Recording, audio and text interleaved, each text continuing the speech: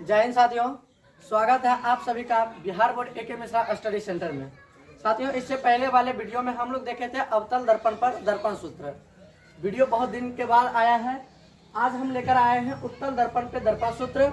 आप लोग को पता है कि दर्पण सूत्र होता है 1/b + 1/u बराबर 1/f। b इसमें साथियों प्रतिबिंब दूरी होता है, u इसमें वस्तु दूरी होता है और f फोकस दूरी होता है। हम ये डेरिवेशन करने के लिए जा रहे हैं उत्तल दर्पण पे। उम्मीद है आपको समझ आएगा, लेकिन साथियों आपको भी मेहनत करना पड़ेगा कि फुल वीडियो को वॉच करना पड़ेगा। तो आइए आपका साथ लेते हुए हम आगे बढ़ते हैं। सबसे पहले देखते हैं कि उत्तल दर्पण पे दर्पण सूत्र कह रहा है बनाने के लिए। तो सबसे पहले आपको उत्तल दर्पण और अवतल दर्पण के लिए जानकारी होनी चाहिए। इससे पहले वाले वीडियो में अवतल दर्पण देखे थे, तो उत्तल दर्पण का सबसे पहले हम लोग चित्र बनाएंगे। यहाँ पे देखिए एक उत्तल दर्पण का हम चित्र बनाते हैं। देखिए ये आपका हो गया उत्तल दर्पण। आपको बताए थे कि दर्पण में एक केंद्र होता है, एक दर्पण पर केंद्र होता है। दर्पण पर जो केंद्र होता है साथियों उसको हम लोग कहते हैं ध्रुव। दर्पण में जो केंद्र होता है उसको हम लोग कहते हैं वक्रता केंद्र, जिसको हम लोग प्रदर्शित करते हैं C से। ठीक है, अब इन दोनों को मिलाने वाली एक रेखा होती है। देखिए इस रेखा को इंग्लिश में कहा जाता है प्रिंसिपल एक्सिस, हिंदी में कहा जाता है प्रधान अक्ष या तो मुख्य अक्ष। और P और C के बीच की दूरी को हम लोग कहते हैं R, यानी कि वक्रता त्रिज्या, इंग्लिश में रेडियंस कहा जाता है। तो क्या देखें कि अब यहां से देखिए कि उत्तल दर्पण में हम इसको इधर बढ़ा लेंगे वस्तु को रखने के लिए, यानी जिसको आप लोग कहते हैं बीम, वस्तु रखेंगे। तो आइए यहाँ पे एक वस्तु हम रखते हैं, इसका नाम A, इसका नाम B। ये वस्तु क्या करेगा, दर्पण पे फोकस करेगा। फोकस के पश्चात उत्तल दर्पण में साथियों क्या होता है कि ये प्रकाश परावर्तन के पश्चात ऊपर चली जाती है। यह आपका हो गया आपतित किरण और ये हो गया आपका परावर्तित किरण। ठीक है, यह आपतित किरण आई और परावर्तन के पश्चात ये ऊपर चली गई। फिर जब ये परावर्तन के पश्चात लौटेगा साथियों, देखिए जब ये लौटेगा तो ये फोकस बिंदु से गुजरेगा, क्योंकि प्रकाश जब परावर्तन होता है तो वह फोकस बिंदु से गुजरता है, यानी कि F से गुजरता है। ठीक है, अब हम एक और प्रकाश की किरण लेंगे जो कि वक्रता केंद्र से जाएगा। देखिए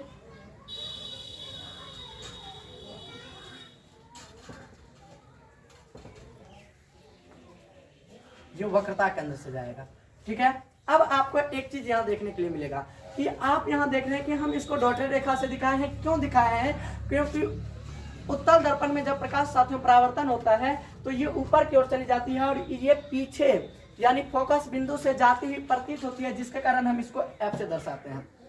अब देखिए जब प्रकाश की किरणें वक्रता केंद्र पर लंबवत पड़ती है तो ये जिस पथ पे जाती है ये उसी पथ पे दर्पण से टकराने के पश्चात लौट जाती है। फिर भी हम ये वक्रता केंद्र पर ले जा रहे हैं, यानी कि ये डॉटेड रेखा से दिखाएंगे, जिसको हम लोग कहते हैं टूटी फूटी रेखा।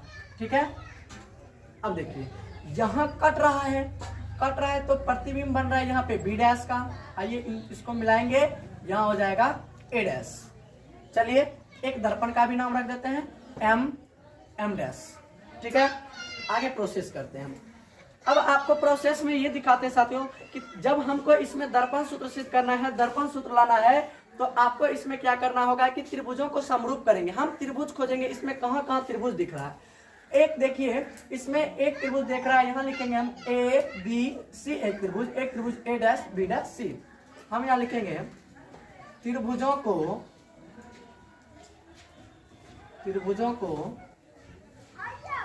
समरूप करने से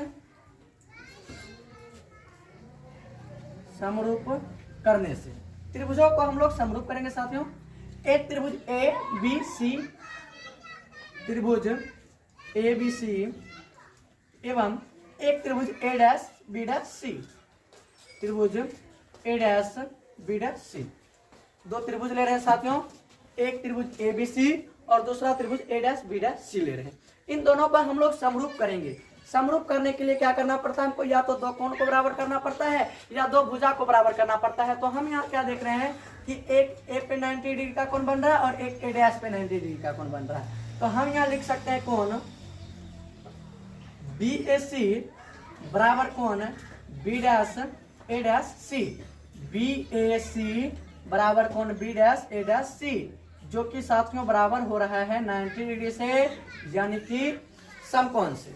ठीक है, अब आगे क्या देखते हैं कि देखिए इसमें ए डैश 90 डिग्री से बराबर हो रहा है। उसके बाद एक चीज और देख रहे हैं कि सी इसमें भी आ रहा है, सी इसमें भी आ रहा है, यानी कौन बी सी ए, ये वाला कौन साथियों, और एक बी डैश सी ए डैश, इस त्रिभुज में भी ये कोण, यानी कि जो कोण दोनों त्रिभुज में आता है तो वह उभयनिष्ठ से बराबर होता है। जैसे कि बायोलॉजी में पढ़े होंगे, जो थल में रहता है जीव और जो जल में भी रहता है उसको हम लोग कहते हैं उभयचर, जो दोनों जगह रहता है उसको उभयचर कहते हैं। इसी तरह जो दोनों त्रिभुज में कोण पाया जाता है उसको हम लोग कहते हैं उभयनिष्ठ। अब उभयनिष्ठ कहते हैं, यहां देख लीजिए, यहां लिखेंगे हम कोण बी सी ए बराबर कोण बी डैश सी ए डैश, इसको कहते हैं हम लोग उभयनिष्ठ।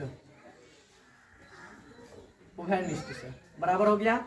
यहाँ पे देखिए दो कोण बराबर हो रहा है, इसका मतलब ये त्रिभुज एबीसी जो है वो ए डैश बी डैश के समरूप है। तो हम यहाँ लिख सकते हैं, इसीलिए त्रिभुज एबीसी समरूप त्रिभुज ए डैश बी डैश सी। जब त्रिभुज समरूप हो गया तो हम क्या करेंगे, छोटे वाले त्रिभुज के लंब के बट्टा में बड़े वाले त्रिभुज का लंब, छोटे वाले त्रिभुज के आधार के बट्टा में बड़ा वाला त्रिभुज का आधार। ठीक है, तो क्या करेंगे, सबसे पहले छोटे वाला त्रिभुज का आधार लंब ले रहे हैं साथियों, तो लंब आ रहा है इसका ए डैश बी डैश, और 12 वाला त्रिभुज का ए बी। फिर छोटे वाले त्रिभुज का जब हम आधार लेते हैं तो आता है ए डैश सी, और ए बी सी का आधार लेंगे तो आ जाएगा ए सी। आपका ये हो गया समीकरण फर्स्ट। ठीक है, देखिए एक बार यहाँ पे फिर से हम रिपीट करते हैं, फिर आगे बढ़ेंगे। क्या किया साथियों कि सबसे पहले उत्तल दर्पण पे दर्पण सूत्र सिद्ध करने के लिए 1/v + 1/u बराबर 1/f ये लाना है हमको। तो सबसे पहले एक उत्तल दर्पण का सचित्र बनाए, इसमें प्रकाश वस्तु से लाकर दर्पण पे डालें और फिर परावर्तन हुआ। परावर्तन के पश्चात कहां से गई, फोकस बिंदु से मिली, लेकिन मिली नहीं, हम लोग वहां पे मिलाए यानी प्रतीत करवाए। जब जबरदस्ती मिलाते हैं तो वह प्रतीत होना होता है। ठीक है, जिसको हम लोग डॉटेड रेखा से दिखाते हैं। अब अगला आगे क्या करेंगे, फिर से हम इसमें खोजेंगे दो त्रिभुज। लेकिन साथियों आपको बता दें कि यहाँ देखिए MPF यानी कि MP जो है यहाँ पे एक लंब होता है। ठीक है, जैसे कि हम एक लंब डालते हैं, ठीक है, यहाँ लंब डालते हैं, इसका नाम डाल दिए N एक लंब डाल दिए। यहाँ जो साथियों ये P और ये N है ना, ये P जो है N जो है वह P के समानुपाती होता है। यानी मेरे कहने का अर्थ है कि जिस बिंदु पे P है, जिस बिंदु से पे P है उसी बिंदु पे N भी है। यदि P से C के बीच की दूरी 8 सेंटीमीटर होगी तो N से C की भी बीच की दूरी लगभग 8 सेंटीमीटर ही होगी। ठीक है, तो हम क्या कह रहे हैं, P लिख लीजिएगा नोट के, P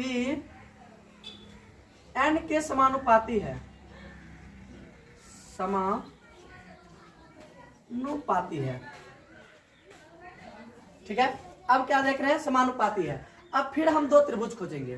ठीक है, एक त्रिभुज देखिए आपको दिखेगा MNF, यहां लिखेंगे त्रिभुज, पुनः लिख दीजिए MNF एवं एक त्रिभुज A dash B dash F, त्रिभुज A dash B dash F। ठीक है, एक त्रिभुज MNF, एक त्रिभुज A dash B dash F ले लिए। अब साथियों ये लंबवत है तो N पे 90 डिग्री का कोण बनेगा, तो हम यहाँ लिख सकते हैं कोण MNF बराबर कोण B dash A dash F जो कि 90 डिग्री से है। क्या कहें हम साथियों कि MNF यानी कि ये कोण B dash A dash F यानी कि ये कोण से बराबर है 90 डिग्री से। फिर देखिए साथियों F इसमें भी आ रहा है, F इसमें भी आ रहा है, यानी कि जो दोनों में आता है, जो कोण दोनों त्रिभुज में आता है वो उभयनिष्ठ से बराबर होता है। जैसे हम यहाँ लिख सकते हैं कोण MFN बराबर कोण B dash F A dash जो कि उभयनिष्ठ से बराबर है, उभयनिष्ठ से। ठीक है, अब देखिए फिर जब दो कोण बराबर हो गया साथियों, तो इसका मतलब कि ये त्रिभुज एक दूसरे के समरूप है। तो हम यहाँ लिख सकते हैं, इसीलिए त्रिभुज MNF समरूप त्रिभुज A', B', F।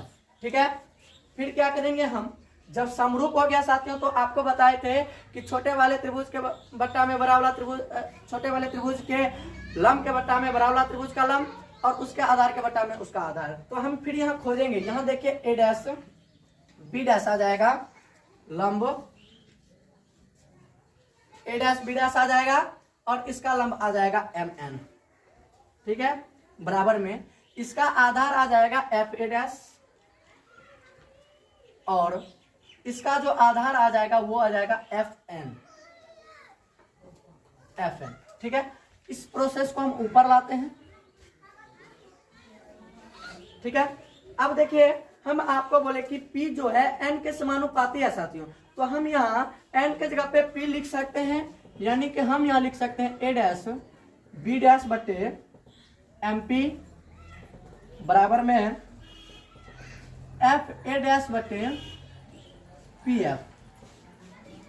हम क्या बोले साथियों कि यहाँ पे देखिए लिखे हैं PN के समानुपाती है, यानी MN, यानी कि यहाँ पे जो MN है तो इसको हम लिख सकते हैं PM, यहाँ पे FN है तो हम इसको लिख सकते हैं PF। कोई दिक्कत की बात यहाँ पे नहीं है। अब एक चीज और देखिए कि ये जो MN है यानी MP है वो AB के बराबर है, यानी यहाँ जो है MP साथियों ये AB के बराबर है। ठीक है, तो हम यहाँ लिख सकते हैं, लिखेंगे इसीलिए A', B', MP के जगह पे क्या लिख देंगे तो साथियों AB, और आ जाएगा F' बटे PF। ये आपका हो गया समीकरण सेकंड। ठीक है, अब देखिए आपको ले चलते हैं हम एक अलग दुनिया में, जिसमें फिजिक्स में आप लोग पढ़े होंगे चिन्ह परिपाटी। ठीक है, चिन्ह परिपाटी में चलते हैं। समीकरण फर्स्ट और सेकंड अपना आ गया है। ठीक है, अब पहले चिन्ह परिपाटी से घुमाते हैं। चिन्ह परिपाटी में हमको क्या देखना है कि इसमें जिस जिस चीज की जरूरत है इसको लिखना है। ठीक है, एक साइड में आते हैं और यहां हम लिखते हैं चिन्ह परिपाटी, चिन्ह परिपाटी। चिन्ह परिपाटी में देखिए आपको जरूरत है VUF का।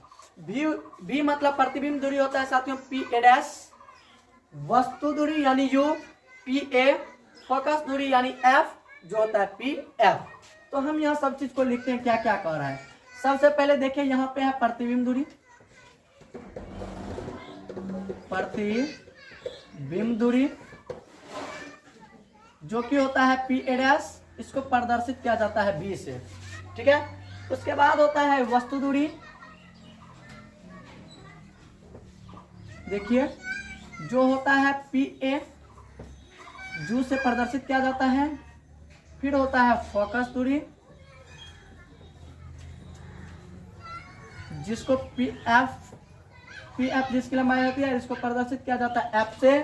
और इसमें एक चीज और देखेंगे हम लोग, जिसको कहते हैं वक्रता त्रिज्या, वक्रता त्रिज्या जिसे प्रदर्शित किया जाता है साथियों कैपिटल R से। और आप वक्रता त्रिज्या और फोकस दूरी में संबंध पढ़े होंगे कि F बराबर जो होता है R/2 होता है, तो इसीलिए हो जाता है R = 2F। ठीक है, अब आगे चलिए, फिर हम यहाँ क्या करेंगे, यहाँ तक इसको दिक्कत। अब यहाँ पे कहिएगा कि सर PA' क्या होता है, PB क्या है, U क्या है, इसको तो हम कुछ समझे नहीं। तो आइए देख लेते हैं हम यहाँ पे। पहले लिखा हुआ है PA' यानी प्रतिबिंब दूरी। प्रतिबिंब दूरी देखिए ध्रुव से लेकर प्रतिबिंब के बीच की दूरी को कहा जाता है प्रतिबिंब दूरी। यहाँ पे A', B' प्रतिबिंब है, P से A' के बीच की दूरी को प्रतिबिंब दूरी कहा जाता है, जिसको V से प्रदर्शित किया जाता है। फिर सर वस्तु दूरी PAU ये क्या है, तो ये देखिए ध्रुव से लेकर वस्तु के बिंदु के बीच की दूरी को कहा जाता है वस्तु दूरी, जिसको U से प्रदर्शित करते हैं, यानी P से A के बीच की दूरी को हम लोग PA यानी U से प्रदर्शित किए। उसके बाद सर फिर एक नया मोड़ PF, फोकस दूरी क्या होता है, ये देखिए PF यानी कि ध्रुव और फोकस बिंदु, ध्रुव और फोकस बिंदु के बीच की दूरी को फोकस दूरी कहते हैं, जिसको पी एफ हम लोग कहते हैं और प्रदर्शित किया जाता है एफ से। फिर देखिए वक्रता त्रिज्या यानी कि ध्रुव से लेकर वक्रता केंद्र के बीच की दूरी को वक्रता त्रिज्या कहा जाता है, जिसे इंग्लिश में रेडियंस कहते हैं। प्रदर्शित किया जाता है आर से, एफ बराबर r/2। तो इसके बीच में जब हम लोग संबंध पढ़ते हैं तो r बराबर 2f आ गया। ठीक है, अब आगे प्रोसेस इसमें देखेंगे कि कौन चिन्ह परिपाटी के अनुसार धनात्मक होगा और कौन ऋणात्मक होगा। सबसे पहले देखिए जहां पे ध्रुव से बायां साइड वस्तु है, ये भी बायां साइड है साथियों, तो वस्तु जो है वो आपका ऋणात्मक है सबसे पहले, यानी कि u आपका माइनस में होगा। फिर प्रतिबिंब दायां साइड ऊपर की ओर है तो धनात्मक। फिर फोकस दूरी दायां साइड है तो धनात्मक। ठीक है, अब आगे चलिए, आगे क्या करेंगे हम लोग। आपको दो समीकरण आया है, एक फर्स्ट और दूसरा सेकंड। हम यहां लिखेंगे समीकरण फर्स्ट एवं सेकंड से। ठीक है, समीकरण फर्स्ट एवं सेकंड से। समीकरण फर्स्ट में भी देखिए साथ ही यहाँ पे है a डैश b डैश बटे ए बी, और सेकंड में भी है a डैश b डैश बटे ए बी, यानी कि ये दोनों एक दूसरे से कट जाएगा तो बचेगा यहाँ पे समीकरण फर्स्ट में a डैश सी और इसके बट्टा में ए सी, और यहाँ पे देखिए बचेगा एफ ए डैश और बट्टा में पी एफ। ठीक है, ये आपका बच रहा है। ठीक है, लेकिन यहाँ पे हमको जरूरी है पी ए डैश का, पी ए का, पी एफ का, पी सी का। यहाँ पे वक्रता त्रिज्या पी सी नहीं लिखे, देख लीजिए यहाँ पी सी होता है। ठीक है, पी सी का, लेकिन आपको यहाँ पे ए डैश सी आ रहा है। देखिए इसमें ए डैश सी है नहीं है, तो ए डैश सी कहाँ है देखते हैं। ए डैश सी यहाँ पे है। यदि साथियों हम यहाँ से पी सी में से यदि पी ए डैश यानी वक्रता त्रिज्या में से यदि प्रतिबिंब की दूरी घटा दें तो ए डैश सी आ जाएगा। जैसे देखिए यहाँ हम लिखते हैं P C minus P A dash, तो आपका आ जाएगा साथियों यहाँ पे ए डैश सी निकल जाएगा। इसके बट्टा में है ए सी, यानी यहाँ से लेकर यहाँ तक की दूरी। तो इसी को हम यदि ए पी और प्लस पी सी कर दें, यानी A P plus A P या पी ए कहेंगे, पी ए यानी वस्तु दूरी प्लस वक्रता त्रिज्या को जोड़ देंगे तो आपका पूरा इसी आ जाएगा। ठीक है, उसके बाद है एफ ए डैश, यानी यहाँ पे F A dash. F A dash इसमें तो है ही नहीं, तो एफ ए डैश से हमको शोधन करना, इससे निकालेंगे।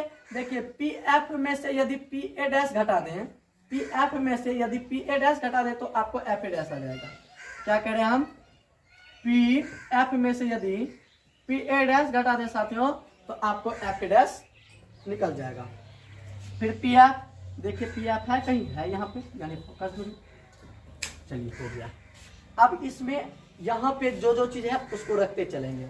पी सी के जगह पे आर रख दिए, माइनस है तो माइनस, पी ए डैश की जगह पे भी यानी प्रतिबिंब दूरी, ठीक है रख दिए। पी ए यानी कि वस्तु दूरी, देखिए कहाँ पे है वस्तु दूरी, लेकिन सब तो ऋणात्मक में माइनस लगा हुआ है तो हम भी माइनस लगा देंगे। फिर यहाँ प्लस है तो प्लस देंगे। पी सी यानी वक्रता त्रिज्या आर लिख देंगे। पी एफ यानी फोकस दूरी सर यहाँ है जो कि धनात्मक में है, चलिए लिख देंगे। यहाँ माइनस माइनस लिख दिए ना। अब पी ए डैश है साथियों, तो देखिए पी ए डैश प्रतिबिंब जो है वो धनात्मक में है, रख देंगे पी एफ की तरफ पे फोकस। ठीक है, अब क्या करेंगे, गुणा करेंगे, कोना कोनी गुणा, यानी एफ से इसको और यहाँ।